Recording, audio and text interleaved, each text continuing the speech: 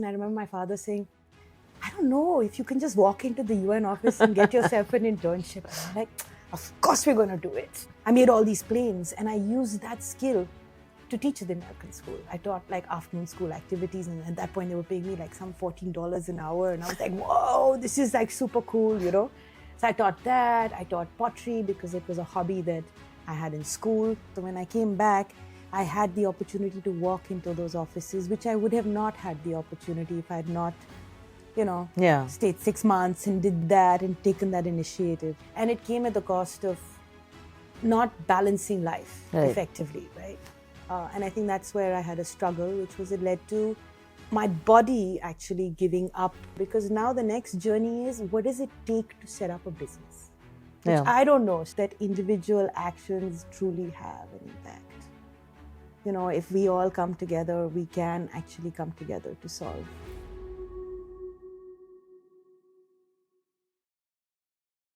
Welcome to VTalk, the podcast where we talk to leaders, we talk about their journeys, learn the who, the what, and how they've become the people that they are. Today we have Simran, starting from her journey at Sanar to going to work for the UN, from then to consulting to private equity. I think it's been a very interesting journey, and now to being an entrepreneur. Break dancer. I don't know. There's so many things that Simran does. So I think it's a pleasure to have her here. So welcome, Simran. It's really nice to have you here. Thank you, Bindi. It's actually a real pleasure to be here. Why don't we start from the beginning, Simran? Why don't you tell me, from Delhi, a little bit about where you went to school and what you did after? It would be interesting to hear about your journey. So I think I'd actually like to start right from the beginning. It was like my mother who took this flight when she was 8 months pregnant. And she had me in Mozambique, where my father was posted there. And I think the journey really starts from a very, very strong base of a lot of intellectual capital, as I would call it, where it was all about curiosity and thinking and, being out there. And also the base being my father being a bureaucrat, he always sort of described it as we're the first generation post-independence, and we work in this setting where you're completely neutral, right? Because you're running and you're working for the institutions of the country. So I grew up in an environment which was very much about secularism. It's about trying to find equity. You're looking at justice. It was one of those, looking at all these different principles. And of course, after a certain point, as you are a services child, you end up traveling a lot and moving around the country. And that also made education quite difficult. And so the preferred choice generally is to go into sort of boarding schools. At least you have some base. I happened to go to Sanaa, Lawrence School Sanaa, which was up in the hills. I stayed actually about 8 years there, which was one that gave me my best standing to explore myself and what I'd like to do and explore multiple things. I think that was the great opportunity. So when I talk about my journey, I recognize the base and the very strong base that I had. But having said that, the journey forward was really, while I was given the opportunity to start with a good start, after that, it's been a journey of trying to figure out my career, figure out what I have to do. And all these steps were taken at 16, 17, when you're trying to figure out, what do I want to be? I want to be an astronaut. I want to be a spy. I want to be like, all these different things that you want to be. And I then got this super opportunity, which was again through school, where I went to work on a social project where children from around the world came, and we did a social project where we were working with, we were actually building, we couldn't build the schools or anything, but we were just making bricks. And we would do that in the morning, and then we would sit with... and this was the earthquake in Latur. They're one of the biggest ones that we've all studied about. In 94. And it was my first realization, because I lived in this little bubble, right? On this little hilltop bubble, great place. And it was the first time I realized, because when you were working there on the bricks, and, there was just all this limestone, and we were very, it was post-lunch, we would relax, and then we were spending time with children and women. And I don't know, we were so young, but it was a big realization that there are different worlds, right? and you actually start moving from being this young adolescent child to more recognizing that there is a different sort of ecosystem and there are different types of people and different kinds of opportunities and the challenges around it. I Right? sort of recognize like your privilege at that point in time, realizing you have so much and Not it's a very so much different world. then. I mean, I realized, but I think the journey over the last few decades has been more where it's been about controlling the ego and hubris, Yeah. right? Realizing that we all are just human at the end of it. And so Right? from Latur, I think somewhere, what happened? Eh? Like from college to like, how did that journey go on from there? So from Latour, I think I came back sort of slightly adjusted with the fact that there are different types, and I got a sense that hey, maybe it's this development sector which I didn't actually know about because there was nothing really there. There weren't courses. I was very focused, and I think we were talking earlier as well that the school gave me the opportunity to build out a lot of my other skill sets. So I was an athlete, and I really worked on it and I trained on it, which gave me all these different sort of skill sets. That taught a lot, and it, one forgets because we're children and you're Yeah. sort of living in your ecosystem. Then came the time for I was in Delhi University. It was interesting. I got in because of my sports and I managed to do a balanced level of education. But I think even while I was in school, I was still working on different things that I could do, the projects that I picked. And college started. I managed to get myself a master's.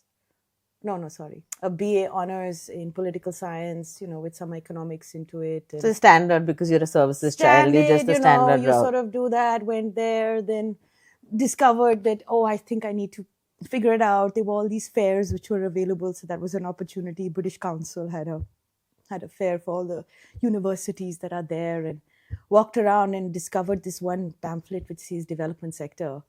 And within that, there were some 10, 15 colleges that were offering. And I was like, maybe this is what I want to do. And then discovered that, of course, to go, the Indian system required 1 more year of education. So instead of taking a diploma or a year off, I just decided to do a master's within Delhi University. So I remember joining, and again, I did political science with a level of economics in it, which sort of set me onto my next path. I remember your first internship you told me about.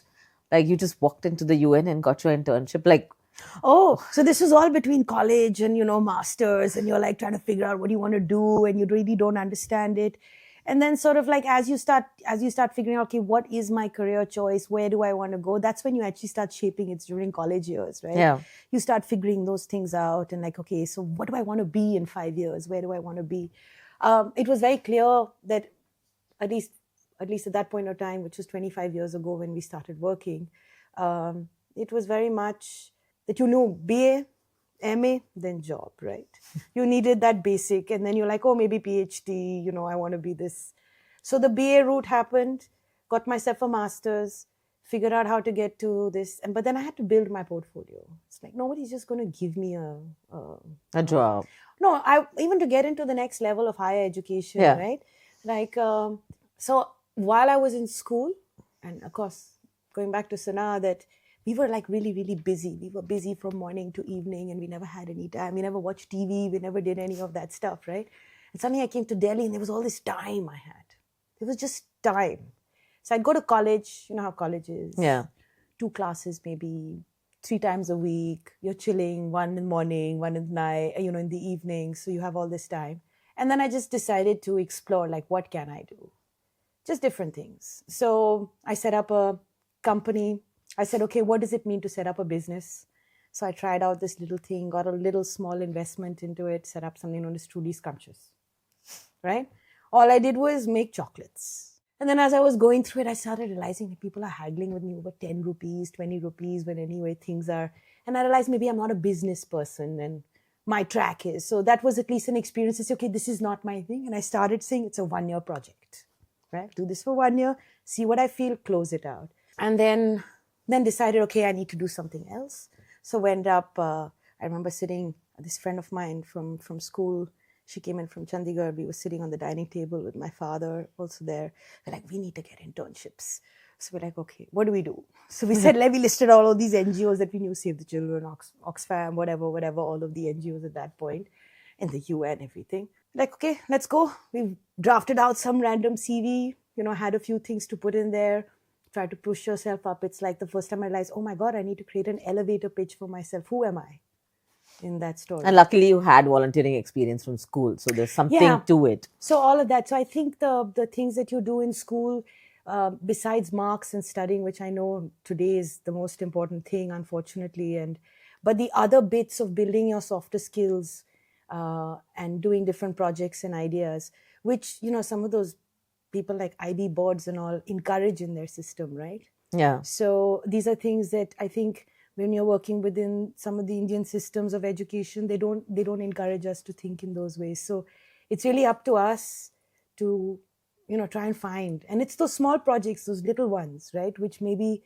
have a large impact at the end of it. And they give you talking points when you applied for the internship or build your resume. Right. You just basically say I'm XYZ, and then I walked in, so went to a couple of the NGOs.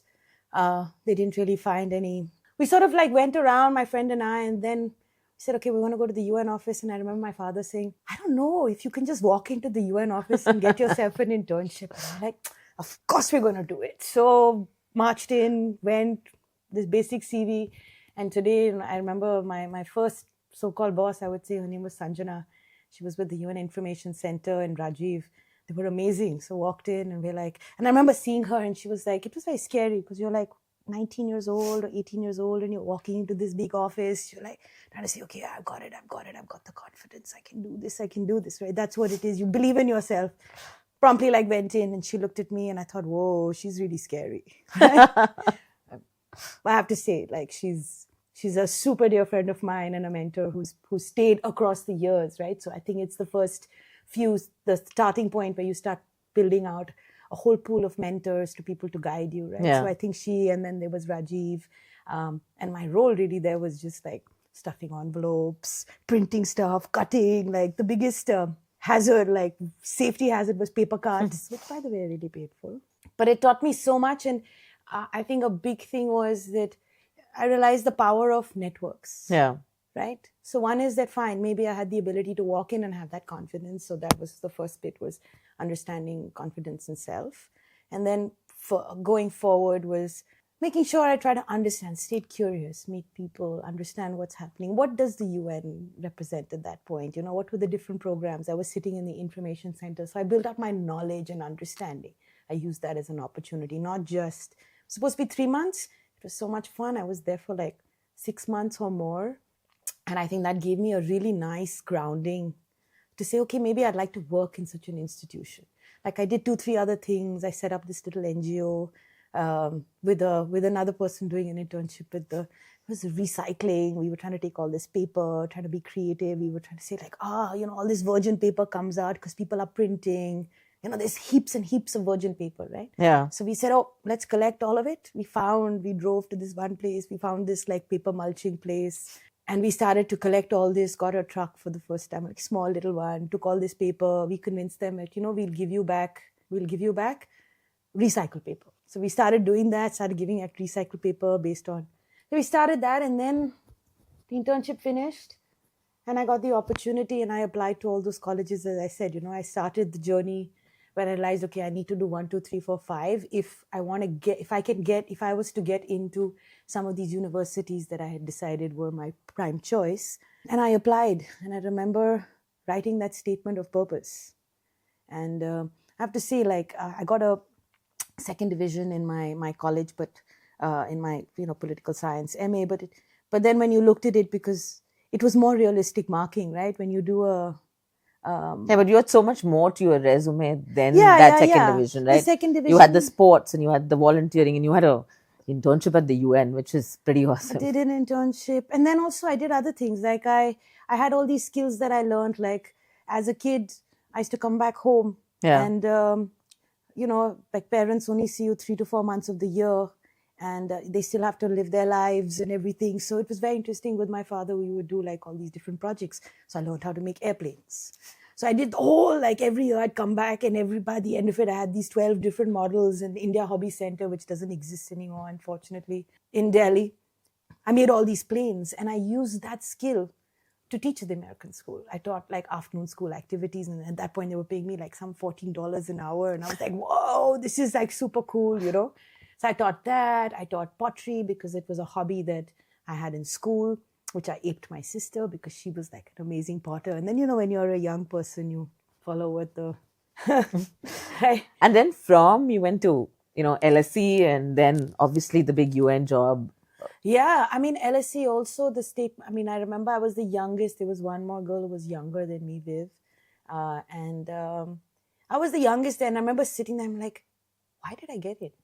How did they give me this admission? And Even after doing so much, you felt that. no, because everyone out there, average age was 28, right? And I how was old like, were you? I was maybe 21, Oh, wow. right? So there was one more person younger than me, and there were a few people just a little bit older. So there was a mix. But, people had already worked in the UN. People had worked at all these institutions. And so it was a really rich exposure to see all of that. But maybe I could have done it a little bit later. One thinks about it. And interestingly, that little bit of writing my statement of purpose got me, while LSE didn't give me a grant because I think it was too late when I applied, I got grants with all the other colleges, right? So that statement of purpose with just not such great marks, but with all, what they're trying to understand is how do you see and project yourself in the future? Like, why do you want to work? Like, Right. why do you want to join an institution? And that applies even for every job that you apply. Like, what is your motivation? What do you think? What value do you think you'd bring to that institution? And what value will you gain from it? It's both ways, right? So that was interesting. Did that, came back. And when I came back, the opportunity that I created for myself during my college years came to play. Mm-hmm. So when I came back, I had the opportunity to walk into those offices, which I would have not had the opportunity if I had not, stayed 6 months and did that and taken that initiative. So that, I think, was my first opening where I got in, and then through the circuit, they're like, oh, there's an internship, you can work at UNIDO, and my thesis had been on foreign direct investment flows into India. And then, of course, I found a potential opportunity, and so the person who was supposed to interview around who would have been the boss, I just confidently walked up. I said, this is what I have, this is what I don't have, right? And I would love the opportunity to apply for it if the job came up, because I knew it was. And so the application came along, and I applied for it, and I put in that nice, like, it was competitive. There was written exams. There were 2-3 rounds of interviews. And somehow I had certain deficiencies, but I also seemed to have had certain positive aspects where I was sort of second in the row. And there was this other girl, lady who was there, who had already been in the UN system. And, they still wanted to keep her in that position because she was so good. And so I somehow got this opportunity. So I'm also aware that there is luck, but it's not just luck.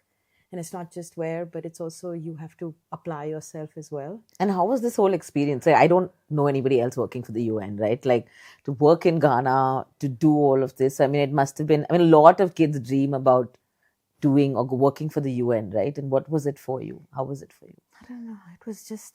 It was a great starting point because it gave me I was a small cog in the machinery and super small at the starting point. But as a starting career, it gave me a breadth and knowledge of how do governments work, how do bureaucracies work, how does policy making actually take place, how do you negotiate and work with governments, NGO worlds, and at that point, even private sectors. It was incredible. But having said that, within the UN, once you get in, it was still a very competitive process. For every job that you moved into, you had to apply, sit through exams, right? So that's your first bit, I think, of the career. But once you get to a certain point, so I did Ghana, Cambodia, and then at a certain point, I nearly finished 10 years in the system. It was great. So I think that's where I started thinking, okay, I've got these skill sets. I've been working for 10 years, nearly 10 years in this system, which has given me the best grounding. And they really invested in me, I have to say, training, thinking, opportunities, exploring. And it was a great place to start. And I still think I know there's a lot of criticism about the UN, but the only thing that I would say is these institutions exist for long-term policy influence. So when you go there as a staff member, you believe you're going to change everything. That actually doesn't happen. You're just one person who replaces another one because policy change takes 20 years. And I mean, it's crazy. I don't even know what happens there. But from there, it was a big switch, right? Like, I mean, you came back to India, you did KPMG, and like, it's been consulting. I mean, you've done so much after that. Your decades, if I look at it.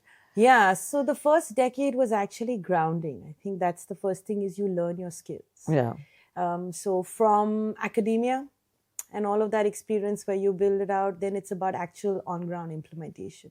So that first bit was really grounding, and I think the first 10 years is was very important. You know, learning things. How do you work in organizations? How do you work with people? How do you work with different stakeholders? How do you sort of build your own brand, right? Like your ex-person and your identity moves away from family, from everything. So you're sort of in your 20s, getting Right. to your 30s basically at that point. And I guess at that point it was I started to look at what is the future trend. And I wasn't sure, but it was like I think the role of private sector is one that intrigues me, because I think because I sort of understood how governments work, and while there's a large role in all of that in place and how it works, I think there's also a role for private sector to find solutions around that, and that's where my journey actually started.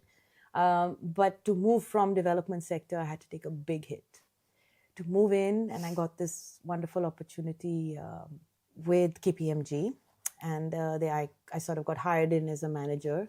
And the first big thing was like I took such a massive pay cut, right? It was like a huge pay cut from, and I was like, whoa, this is like crazy. I was like earning like not even 1/4, less than 1/4 of what I was earning, right? It was really quite a, but that step, which Right. is moving back, right, has led me to where I am today, because I needed that training in this new industry to understand how does private sector work to some level. I know it's consulting, it's still like, but it's a business. It's like how do you pitch to clients, right? Yeah. How do you win the project? How do you sort of assess like what are the economics behind running a business? And this, of course, it's knowledge services, but you still have infrastructure costs, and you have to pay out their bonuses, their people. So there's this constant.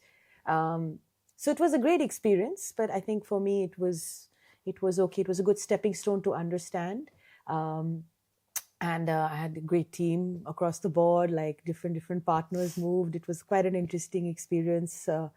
But also I think at that real juncture, I was convinced that the concept of success was getting a job, moving higher, and then earning a certain so I can afford more and all of that. And it came at the cost of not balancing life Right. effectively, right? And it led to, and I think that's where I had a struggle, which was it led to my body actually giving up in a way that it basically, in the case of I'm a woman, and it's interesting how I didn't actually have stress in my life, but the daily work stress and the hours and how the culture of these organizations, of how you work and deliver, led to an extreme push, which is stress, a different kind of stress, because you don't sleep, you have bad habits, you're eating badly, all of these factors. And I don't think mental health and all was such a big thing at that point. But like balancing the mind is Yeah. very, very important. While you balance, and everyone has different ways, which led to illness. And through that illness, which was one of the best things that actually happened, started me on my last 10-year journey, which was to reprioritize and think of how much do I actually need? What purpose do I have in the world? What is my value addition that I'm going to add while I'm alive on this planet to some level? Not to sound very, but actually we all do have some purpose, right? Yeah. At the end of it, there's a reason why we're here, and we're supposed to deliver that, and sort of, and while we have that as part of our individual being, we maybe have more empathy, we might be more driven by different things. We still have to add value to society so that we don't become parasites, no matter how much you earn or how much you are. It's like, how do you continue building that? And that's taken me on this journey in the last, like, at that point I was thinking I'll do a PhD, and I have to understand private sector development, and I left KPMG. And at that point, I was like, okay, let's try reaching out to professors. And I reached out to some professors, and they're like, but what within private sector development do you want to do, right? And I'm like, I don't know, I have to explore that, right? And I got headhunted. I got this call while I was thinking about this, right, and I got a call, and someone says, there's a position for an ESG person, social specialist at this private equity fund, um, IDFC alternatives at that point. And I'm like, oh, what is that? I don't even know. Because in my mind, and it was a big realization that there's so many other ecosystems, right? You don't think about it. I didn't know about private equity really at that point of time for some reason, because I'd only been focused on the development sector. So my mind was only boxed into just that's development sector and all the institutions around it. Suddenly it started to open up like, oh, they're different things. And the journey of private equity started. It was IDFC, then this global fund called Global Infrastructure Partners. They sort of acquired, and then off late recently, they got acquired by BlackRock. So it's still like, and in this phase in the last 10 years, I've been working specifically on ESG and sustainability. But you're doing this, and now you're also running a startup, and you're Oh. also investing in a startup, and obviously so much more that you do. And how are you making all these? I mean, because these are, I would say, a lot of parallel careers So that you're doing, it's right? not parallels. The Right. interesting thing is that basically the skill sets that I learned in my first decade, right? It's about how do you focus on where the future is going, right? Yeah. So in that journey, I'm like, okay, I think maybe private sector. And today, as you can all see what's happening, like with, funding being cut and lots of institutions being shut down and impacting the whole chain, right, from on ground, right? I think everyone knows what we're referring to. Yeah. But overall, that whole political scenario where you have so many people at my level in career where you're sort of getting to senior management roles, or like, or you're there, suddenly there are no jobs. And I think it's also the failure of I think maybe our sector that didn't learn how to bring resources together effectively enough. There's just too many, they're too fragmented. People may agree or not, but Yeah. at least that's what. But as that moved, it's like it starts back with, I'm trying to understand the role of private sector. So as I started going, if you look at it from a social sector person, you're in the belly of capitalism, right? These funds who fund, and that gave me such a huge. I became a better social sector professional, because I was doing infrastructure, ESG based assessments, and working with companies, working with CEOs, working with staff across the board, from all levels, learning from them, and also trying to apply what I've learned, and also like the whole knowledge which exists within the institutions that I'm working in, right, from a global perspective, working with them, gave me a great depth, I think. And it's not that it's different, because now the next journey is, what does it take to set up a business? Which Yeah. I don't know. So starting back with, I come from a services background, right? My grandfather was, my father, and suddenly there's this one person who started proper UN, bureaucracy, international bureaucracy, all good. Suddenly, like, you're doing job, you're supposed to work in a certain way. Suddenly you're like, I'm going to set up something myself, right? And I'm going to put my own money in there. Oh my God. Right, it's called Studio, and of course, I invested into a very brilliant young man. So you're investing in the future. I think AR VR is coming into our life. So you're setting up a startup that is going in the future. Basically, in that there was a concept of the holodeck, and so Right. when I met the founder of the startup, he brought reality. He brought the concept of, oh my God, virtual and augmented reality is not something of the past which I hadn't like realized, right? And that's when it started to tick. I'm like, okay, the world is changing so fast and so much, right? And technology is moving in certain paces. And today we are in the advent of artificial intelligence and robotics, and just all of this like agentic AI, and you can create your own apps yourself, and everything is, of course, while all this is happening, and there's all this fear that we're all going to lose jobs, it's about actually leveraging. I believe it's about leveraging all these technologies to make yourself. What next, right? Like for you, I know there's Social Star that you're working on also. So that's another third startup out there, a third baby of yours. Yeah. So what's next for Simran, right? Like if I look at it, like this is What's next? I've got, Social Star, which you brought, is like very dear. And of course, I'm not the founder, I'm the co-founder. I'm working with a very wonderful founder, Matthew Spacey, who reached out to me. And interestingly, getting back to like, while I was working at KPMG, there was a project that I was working on, and I happened to do a diligence around with the NGO that he'd set up, Magic Bus. And sort of we gave, because of the skill set and all, we had a good sort of, I think he liked how we ran the diligence and how we sort of supported the NGO. I think there was, but whatever it was left an impression, which is a network, right? And then years later, we sort of kept in touch. And then years later, when he had this idea, he reached out to me and he says, why don't you join me to help me out? And I was like, oh, why not? Because suddenly I was at that phase of, okay, what's next? So I wasn't just comfortable, okay, I've got this nice job at the fund and I don't really need to do anything, because if you stay in the fund and you do it properly, you could just stay and stick. But clearly it wasn't enough. And so I was thinking about the future. So interestingly, now I'm building out a whole ESG agent for myself, right?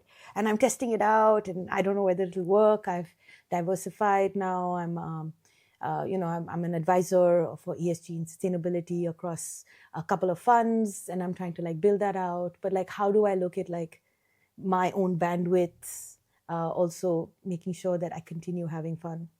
That's a big thing. And it doesn't mean you have to be out places, exploring my mind, exploring what I can do, what I can think. And definitely breakdancing has been, at my age, suddenly I have muscles that I've never had before at 25. So Nice. yeah. So on that note, we're going to have a cool rapid fire, very quick one. Oh. Easy, not that difficult. So one simple question is, what do you think about working? A lot of young people don't like to work unpaid, right? There's a whole thing about we want money, and what's your thought on it, right? When you want to get, what people don't realize is when an organization takes you in as an intern, it's actually an investment cost.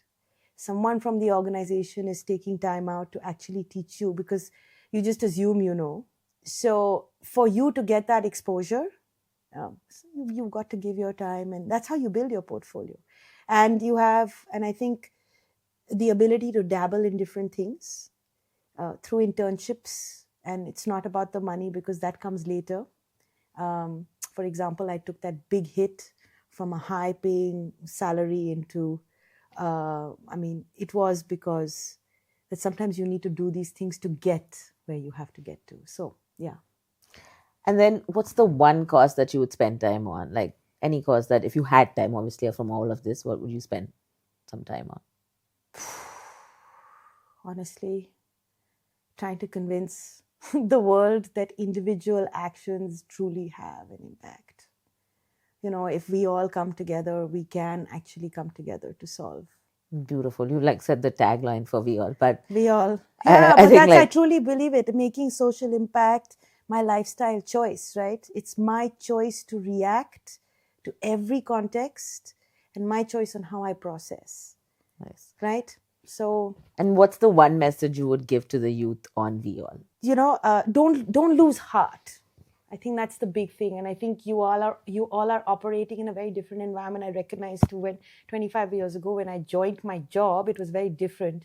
So I think it's to keep an eye on the future, understand where be passionate, have fun, be curious, and don't have no fear, really. And things do actually work out.